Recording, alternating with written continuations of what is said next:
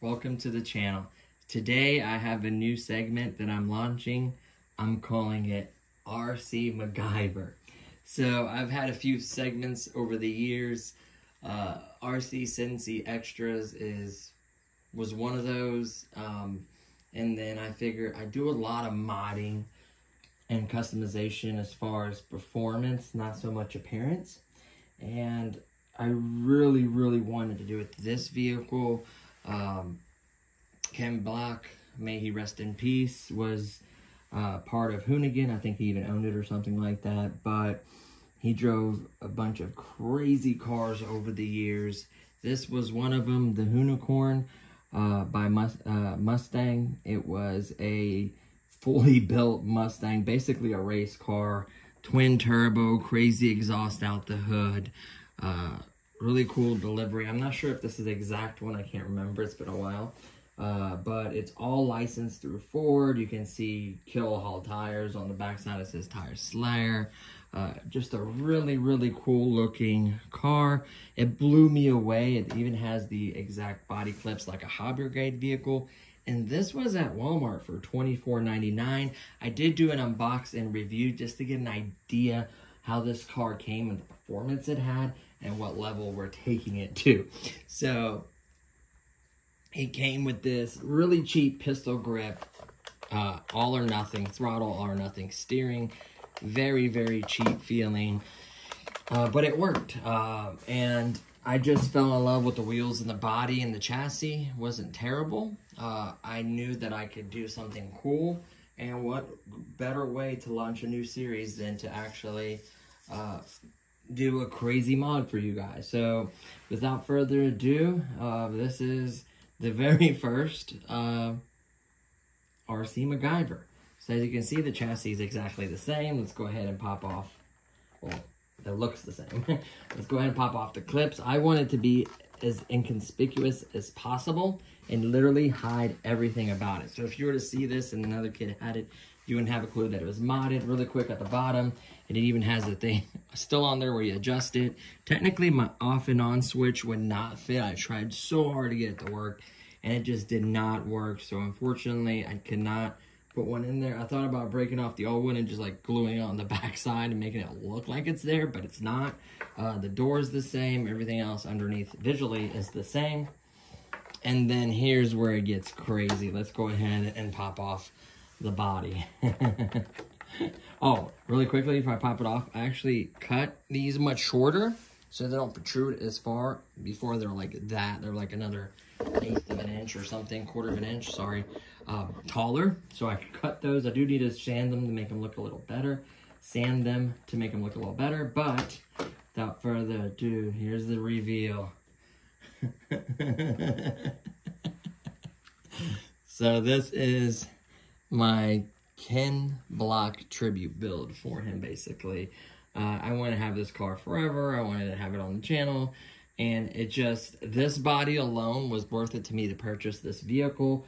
Technically, I know it can fit on a lot of probably other RCs, or you can make it fit on other RCs. But at the time, I'm like, man, I don't know what. So why not modify this one?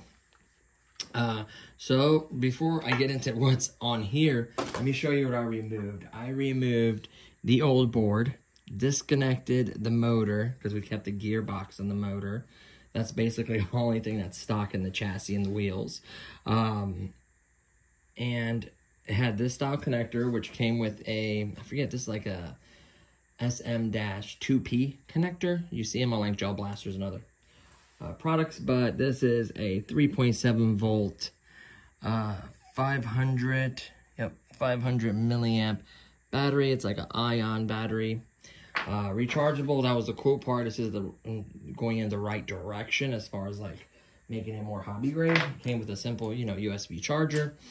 And it had all or nothing. Oh no, one of the solders came off. This is a common thing, by the way. These solders will come off. They're common. You can actually see where it goes.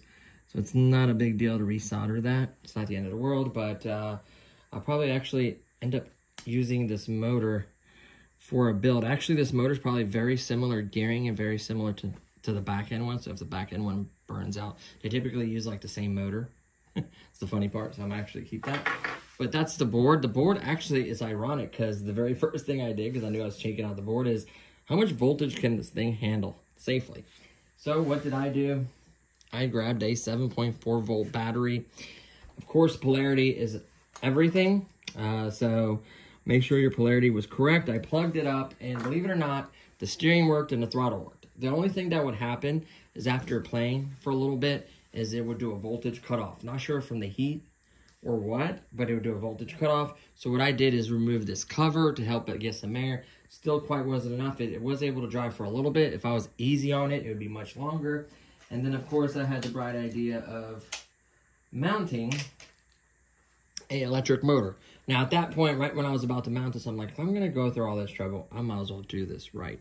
So, technically, I think if you mounted a nice fan to blow some fresh, cold air on this, I think it would have a huge impact on it. I wasn't able to verify this. So, remember, as all modding is you're doing it at your own risk. Yours might cook instantly. Yours might not even cut off and drive just fine.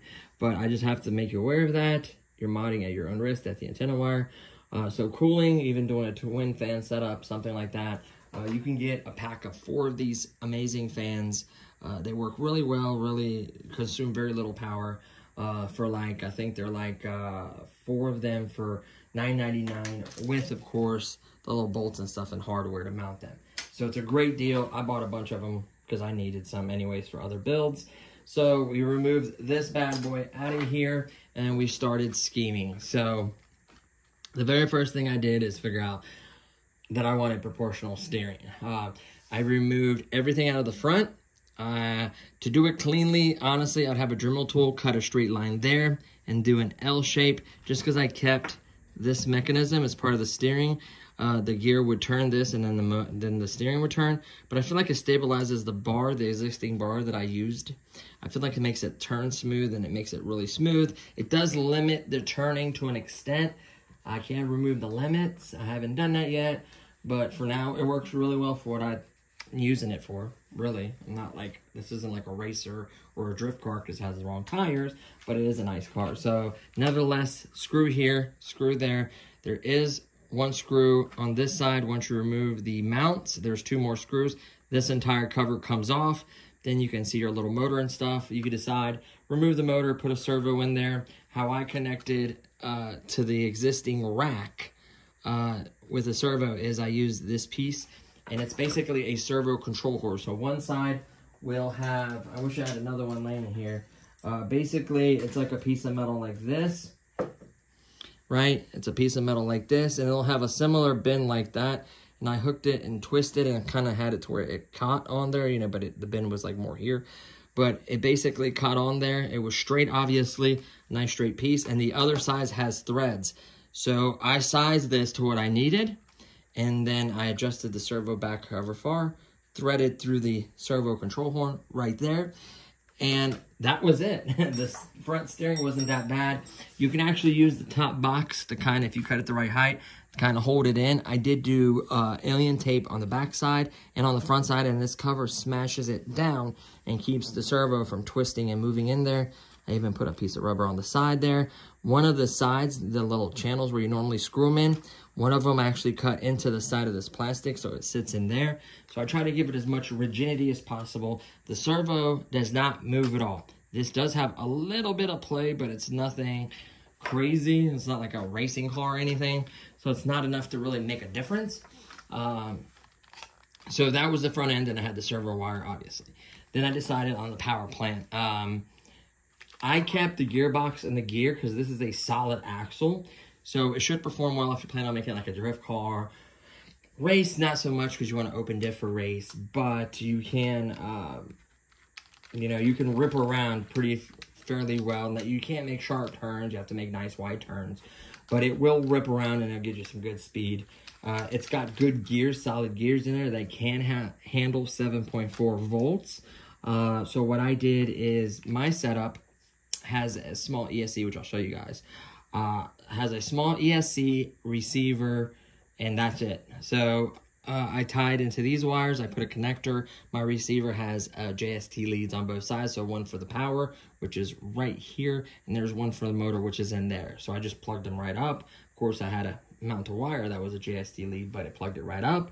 I ran the switch right on top of here, so I can just easily turn it off and on right on top of here. I would love to mount it where it should go under here, but like I said, I think I said that, it did not line up and it wasn't deep enough to be able to reach it, so it made no sense. Probably going to plug that hole. It doesn't matter, there's no electronic technically in that housing. So I put the switch there. The antenna, I just looped it through one of these loops just to take the slack and give it a nice trail for reception. I did mount one of these fans to help cool the ESC. Honestly, this isn't a very crazy powerful battery, and the motor isn't going to draw no crazy amperage. It's going to make it warm up, but it's just nice to run it cooler. It doesn't hurt to do so. And I had a fan, so I just cut a hole in the plastic, mounted the fan, and then these little leads on the fan will plug up into your receiver. I have a 6-channel receiver, so I could hook up like lights, I could hook up fans, and actually be able to control them from a switch. So that's a really, really cool thing there.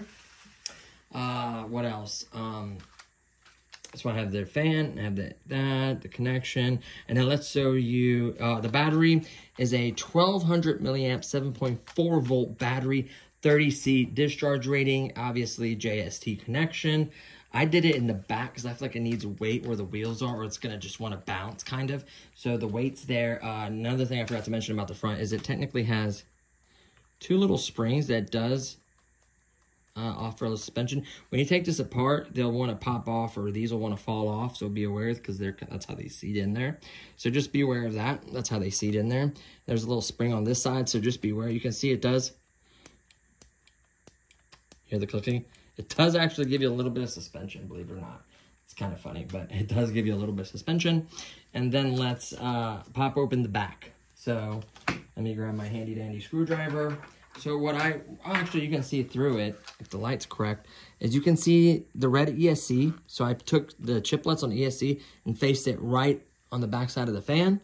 The receiver is on this side. So actually when you turn it on, you can actually see the receiver lights on, the cool part, and then you can actually see the ESC light up right over here when you give it gas. See, watch. And then steering.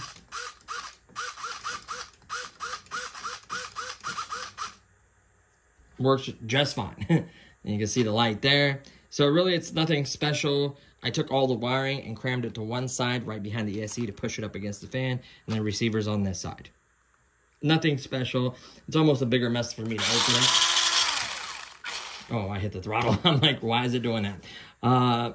It just works really well. The fan isn't the craziest loud. I might have tweaked it a little bit because I was kind of smashing it, trying to get it to fit through a hole because I put a bolt on the other side. So I was like cramming it, kind of twisting it. It's not straight. It's driving me crazy. But it does work. Everything works as it should. That was the main thing. And I did it for fairly cheap. Actually, all of these parts besides the fan, I had. So I was lucky there. So yeah, that's it. Just that pops off a little screw here. I'll take it off. But I just don't. I had it ran so neatly. I really don't want to mix it up. But like I said, it's just a standard little red ESC. It has a switch that can take off like the brake. Then it goes forward or go forward and reverse without no brake. I need to switch it back to the brake because that's a mistake because you can strip these gears. That's pretty much it. 2 leads. And then plus the wire for the signal and the power. And then just 2 leads. One for the motor and then one for the ESC. And they're both JST connection. Very basic little receipt. I will put links for everything.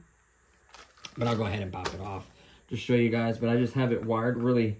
I wouldn't say neat. I just have it wired how I like it to be. I'll try to keep it that way. Just because you can see the ESC, you can see the receiver, you can see everything. So let's go ahead and pop this door. You ready? Ta-da! So ESC, you can see the wires are pushed up to push the ESC up forward. You can see the connectors there. And that is it. It all fits beautifully in here. So let's put that door back on before it changes or shifts anything around.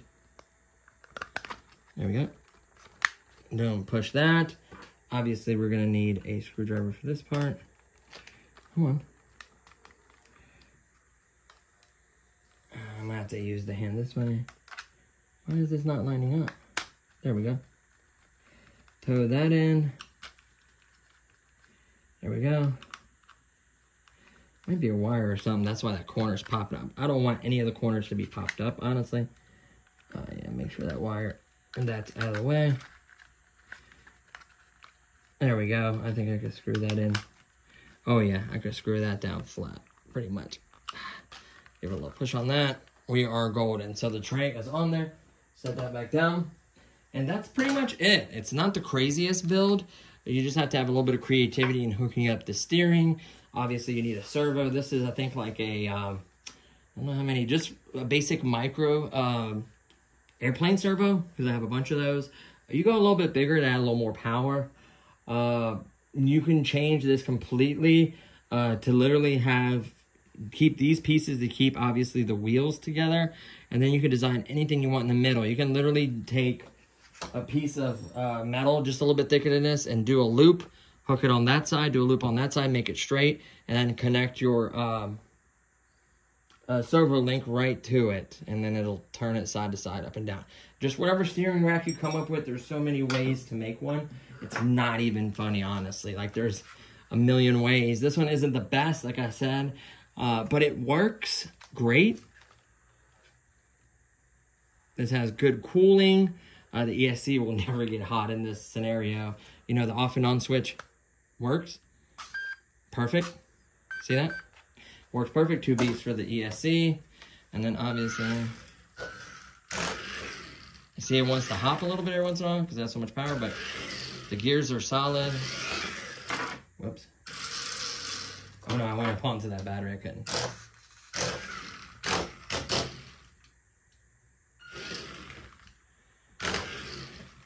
So you can actually adjust. Like this will have like this dual rates, like, so it'll be like throttle and it'll be steering. So throttle, let's cut it down to just a little bit, see how it performs.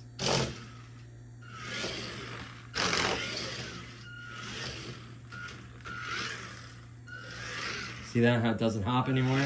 It's just the power causes it to hop. You just gun it. If you kind of come in nice and slow.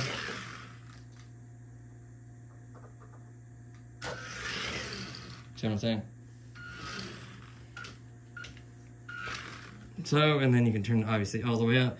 Same thing with steering. Steering is turned all the way up, so it's pretty responsive. You can turn it up and down, whatever. It comes back to center pretty decent. You have to adjust it, make sure it goes nice and straight. And that's really it. Like, as long as it's drivable and it has decent steering and it's fast and it looks, that's what blew me away, is the looks. But I think it's a tremendous upgrade. The controller alone would be almost, for me, worth it to do it, because those controllers are terrible. You know, you got proportional steering, proportional throttle, adjustability. You can run cooling fan. You can run light system on here. You have different channels and stuff. So it has technically a 4-channel transmitter with a 6-channel receiver. Technically, you can buy the 6 or plus more channel transmitters as well. And you can do a lot with them. So for instance, just quickly on all the parts, so let's move that back. The transmitter, 38 bucks with a receiver. I got a twin pack of these batteries with the chargers for, I want to say, under $19. The fans are $9.99 for 4 of them. You don't necessarily need this at all, to be honest with you. Those micro receivers, you can get 2 good ones for, I want to say 10 bucks, 15 bucks, maybe less. Just depends on the brand. Metal geared too, at that. Better than the FMS. These are just the cheap little FMS steering receiver. The ESCs are anywhere from 10 to 20 depending on the amperage and the capabilities. These ones are, I think, 10 or 15 amps, possibly 20, up to 20, depending on the chiplets. I can't remember, because I had a couple different variants. I had 2 of them, and I had one that can do 2 different functions for like tanks and stuff. There was multiple different ones, but I think this is like a 10 or 15 amp, no more than 20. JST connections on all sides. I mean, it's really, and then the battery, I mean, it's really not much. Something to cut this with, I would use a Dremel tool to cut a nice straight line there, and then the L shape if you're doing it the way I'm doing it. If not, change that steering rack completely any way you want. Like I said, the wheels, the body are just incredible. So when I put this on, there's no other remote control car like it. You know, even if you factor in the transmitter, say you didn't have the, like I had the transmitter, I have a bunch of receivers for projects, but like transmitter, receiver, you factor in everything. It's really not that much for an absolutely gorgeous vehicle. This one's definitely, you can hear the suspension as it clicks. I think it's slammed. It's really low to the ground. It's beautiful. It looks the part. I'm just blown away by it. I just had to have it, even for the body, and then I just took it way further and put it how it should be, in my opinion. That'd be nice to have like a wheel that match that. But yeah, so you know what I mean. You can have it really, really tricked out, really nice, for fairly cheap. So ESC, let's say 20 bucks for the ESC, 40 bucks for the receiver and transmitter. That's 60. A battery, another 20. That's 80. You get 2 batteries, by the way, and 2 chargers. Servos, let's say 10 bucks. I mean, it's $100 worth of parts, but a lot of guys that are in this hobby will have parts like this. Where you can buy the parts, you can steal this body, throw it on another RC. You have tons of options. But to me, it was worth it because I had everything here besides the fans, which I ordered a 4-pack anyways, and I wanted them anyways. So it didn't hurt me one bit to do so. It was, you know, just took my time, and I just wanted to share this with you guys and do kind of a Ken Block tribute build. You know what I mean? Like, he's gonna be missed. I just love the videos he did. You know, they were special. So why not make this car special instead of having a standard little cheap car that barely goes, you know, 6 miles an hour. We can strap the data analysis thing to the top of this and tell you guys how fast it goes. I know when I'm ripping this out of the house, I can't even goose it because it just has nowhere to go. So, and the carpet, it won't get top speed on carpet, and my tile is grooved real tile, and it just bounces and stuff, and it's not gonna get you a speed. We're gonna have to simply do an outdoor run. I mean, this thing's got power. Compared to the original one, it's got power. I wouldn't say it's crazy fast, but it's easily twice as fast. I would guess twice as fast. Steering's better, everything is better in my opinion. And it looks better with those posts cut much shorter too. So at least, you know, for now. And I'm looking at some lights. Maybe I'll throw a light kit on it. We'll see.